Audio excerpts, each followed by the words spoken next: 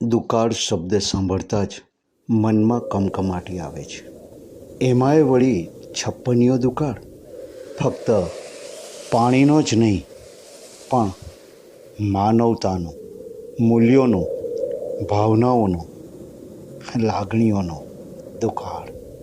વૈશાખના વંટોળ વળી શરૂ થયા, પણ આ વર્ષે ન માળાઓના ઘાસ ઉડ્યા હોય તો ઉડે ને, કે નહોતા ઉડતા તણખડા. સૂકા પાંદડાએ એટલે કે સૂકા થતાં પહેલાં જ લોકો ખાઈ ગયા હશે. ઉડતી હતી તો ફક્ત લૂ ને બીજી ધરતીની ધૂળ. આશા હતી કે 12 માસનો ગયેલો મેં જેઠના પાછલા 15 દિવસમાં જરૂર આવશે, પણ કોણ જાણે કેમ મેઘરાજા તો ઊંઘી ગયા કે પછી એમને પાણી ખૂટ્યા. ધરતી પર મોતનો વરસાદ વરસી રહ્યો. વનમાં, ખેતરમાં, બજારમાં ને શેરીઓમાં જ્યાં જુઓ ત્યાં માનવીના મળદા જ મળદા. ક્યાં બાળવા ને ક્યાં દાટવા. કાળુ, રાજુ તથા ગામના લોકો છપ્પનિયા દુકાળમાં ટકવા દેગડિયા ગામે આવ્યા. પણ અતિશય તાપને લીધે પરદેશથી આવી પહોંચેલા દેગડિયાના સુંદરજી શેઠે મહારાજને સમજાવ્યા. શરૂમાં ધર્માદુ ખાનાર બહુ ઓછા નીકળ્યા, પણ દિવસે દિવસે સંખ્યા વધતી ચાલી. ને કાળુને રાજુએ વિનવ્યો. તમે તો કહેતા હતા ને કે આ કોઠારમાં આપણા ધાન છે, તો પછી માંજા ના લે ને આપણે લેવું, એમાં શરમ છે નહીં? તે શરમ તો ખરી જ ને, એ આપણા ધન છે ને, તોય આપણે એના હારું હાથ ધરવાનું, હે ભીખ માંગવાની? લો હેંડો નક્કર હું એ નથી જવાની, ભલે ને આ 2 છોકરા મરી જતા. એક શરતે હું તારી સાથે આવું, હું હાથ નહીં લંબાવું. તો નહીં ડરતા, તમારા વતી હું ડરીશ. ઠીક છે ત્યારે.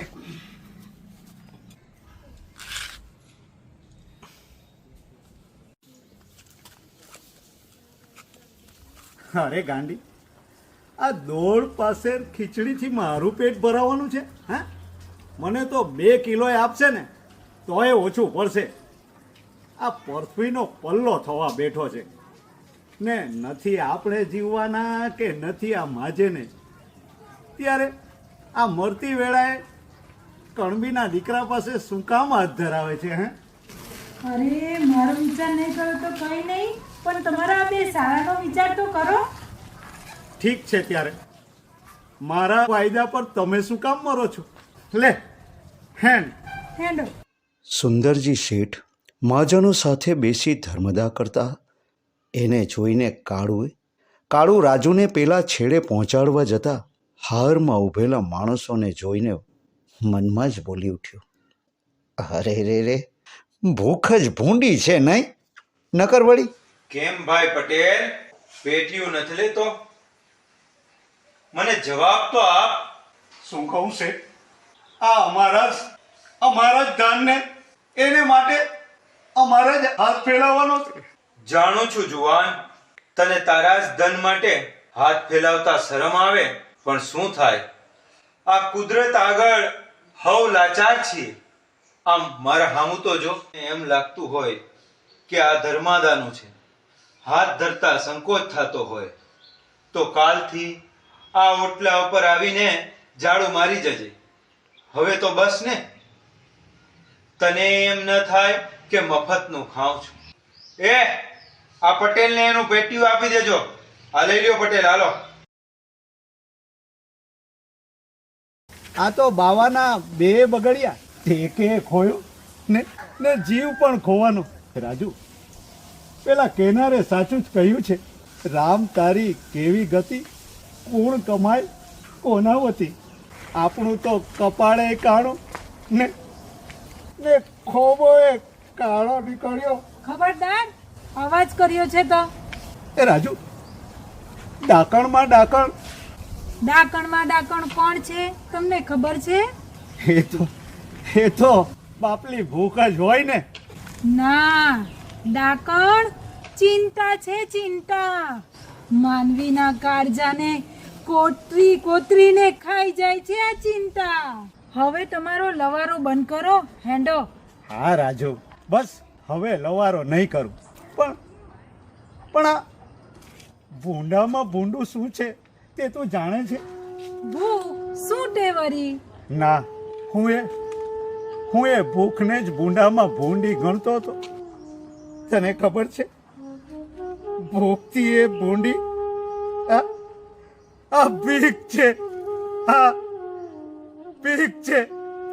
ભૂખ તો હાડ માસને ગાળી નાખે, પણ આ ભીખ, રાજુ કરું કહું છું, આ ભીખ તો આપના આત્માને ઓગાળી કાઢે છે, પાણી કરી દે છે આ ભીખ. અડધો અષાઢ ગયો ને ના આવ્યો. હવે તો ખાંડણિયામાં માથું ને ધીમો કેમ રામ. આ દોડ પાસેર ખીચડી વળી શું કામ. હવે તો જીકવા જ માંડે રામ. નથી વેઠાતા, ભૂખે નથી વેઠાતી ને આ ભીખે નથી વેઠાતી. વાંધો ના લેજે લેવાનું એમાં શું તને તમને શરમ લાગે છે? કચરાયા બધાનું. હવે નથી વેઠાતી આ ભૂખ અને નથી વેઠાતી આ ભીખ. હવે તો કાંડળિયામાં માથા ને જીકીએ જ રામ, જીકીએ જ રામ.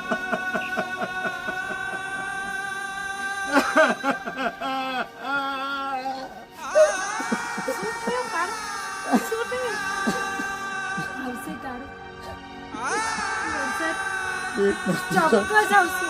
ભીખ નથી સહન થતી. આવશે વરસાદ ચોક્કસ આવશે.